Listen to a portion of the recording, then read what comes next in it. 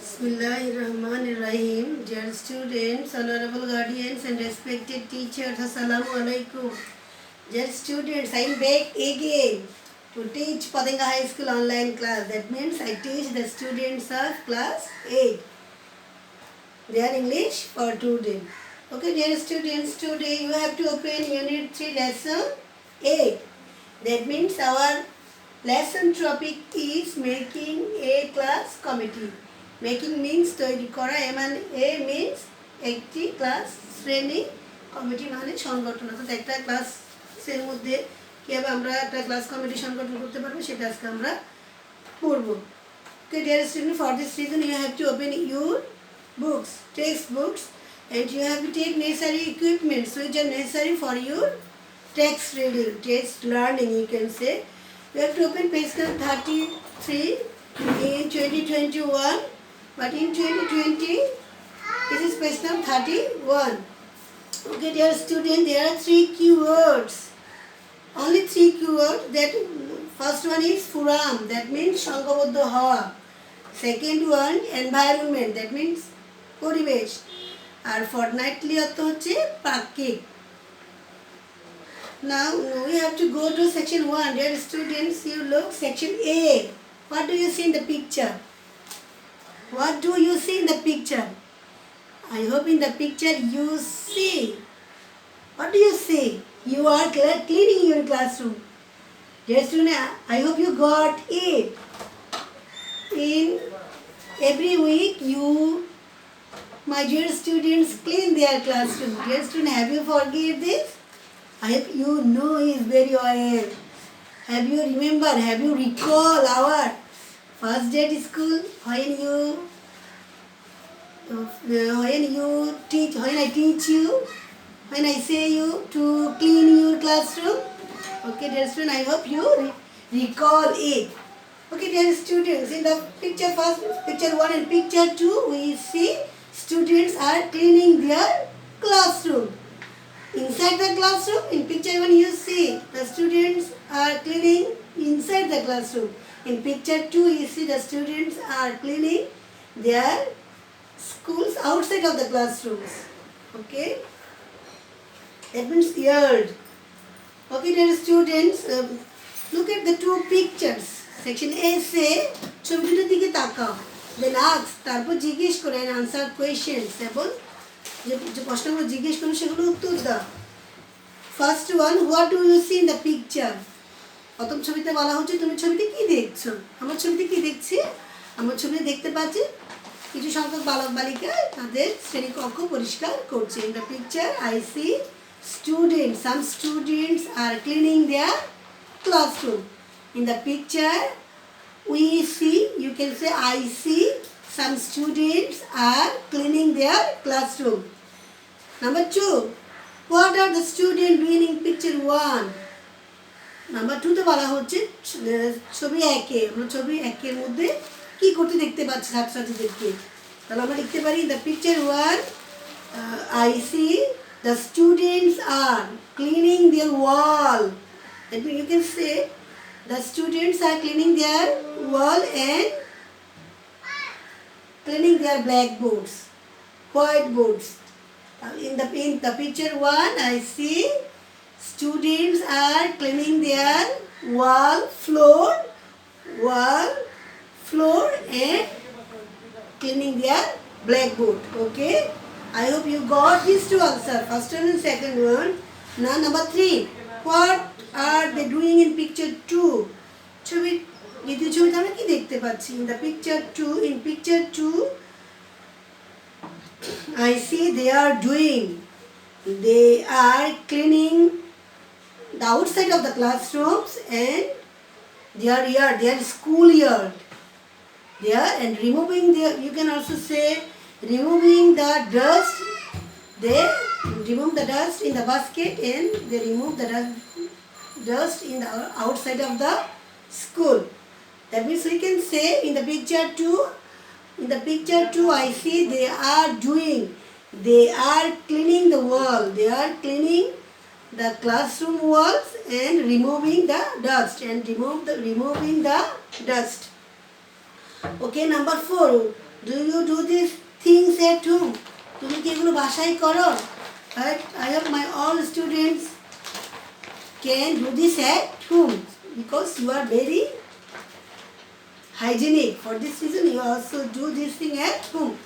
Okay, you can say if you don't, যদি বলতে এখানে বলা হচ্ছে যদি তুমি না করো, পরিষ্কার না করো, who does? তাহলে তোমার ঘরটা পরিষ্কার করে কে? I hope you do this at home.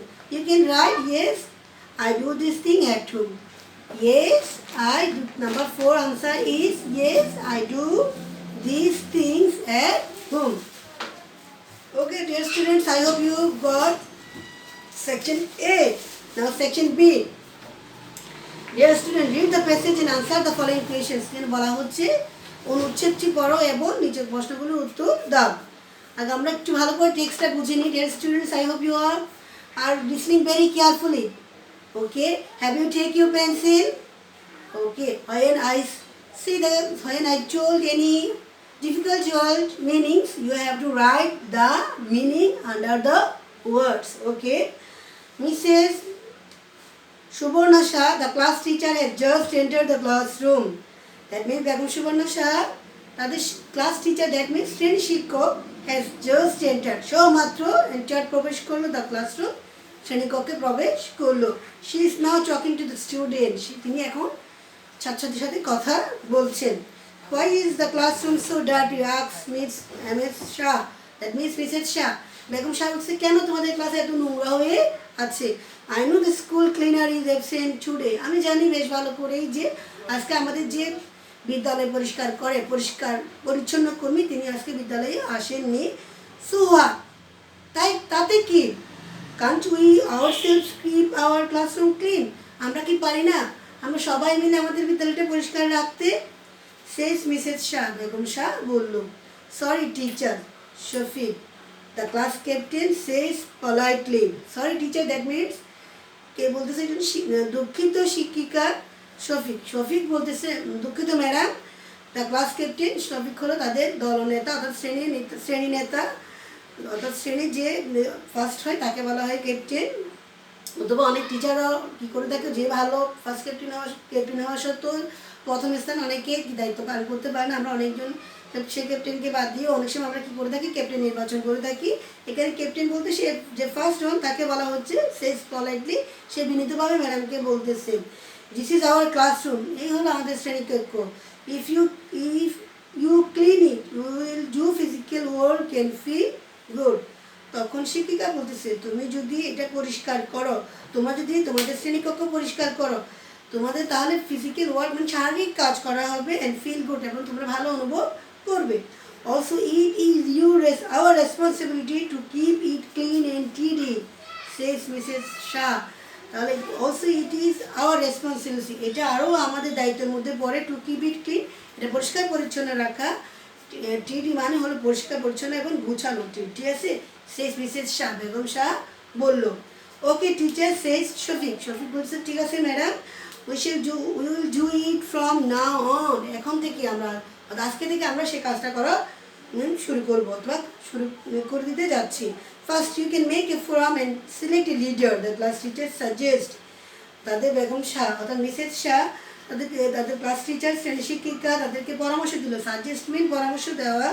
প্রথমত তুমি কি করবে একটা তুমি সংঘবদ্ধ হও এবং সংঘবদ্ধ হয়ে তোমাদের 10 জন থেকে একজনকে কি করো দলনেতা নির্বাচন করো।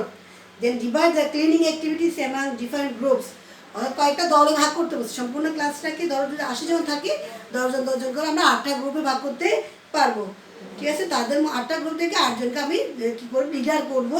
তারপর কী করবো ক্লিনিং অ্যাক্টিভিটিস অর্থাৎ পরিষ্কার পরিচ্ছন্নের কাজগুলো আমি তাদেরকে 8 ভাগে ভাগ করে দিলাম। কেউ ওয়াল পরিষ্কার করবে, কেউ ফ্লোর, কেউ চেয়ার এবং টেবল, কেউ হোয়াইট ব্ল্যাকবোর্ড এবং টিচার্স টেবল অ্যান্ড চেয়ার সেগুলো পরিষ্কার করবে। আর কেউ বাস্কেটে করে কী করতে পারবে ময়লাগুলো বাইরে ফেলে দিবে। তুমি 8 ভাগে ভাগ করে 8 জনকে 8 দলনেতাকে কাজগুলো ভাগ করে দেবে। তারা কাজগুলো খুব সুন্দর করে কী করবে সমাপ্ত করবে। Okay it's really great idea teacher, says Shafiq তার শিক্ষিকাকে বলছে ম্যাডাম এটা আসলে একটা ভালো ধারণা। Will make the committee now and starts working immediately. আমরা এখনই এটা কী করবো কমিটি গঠন করবো এবং তাড়াতাড়ি কাজ করা এক্ষুনি অর্থাৎ তৎক্ষণাৎ কাজ করা শুরু করে দিবে।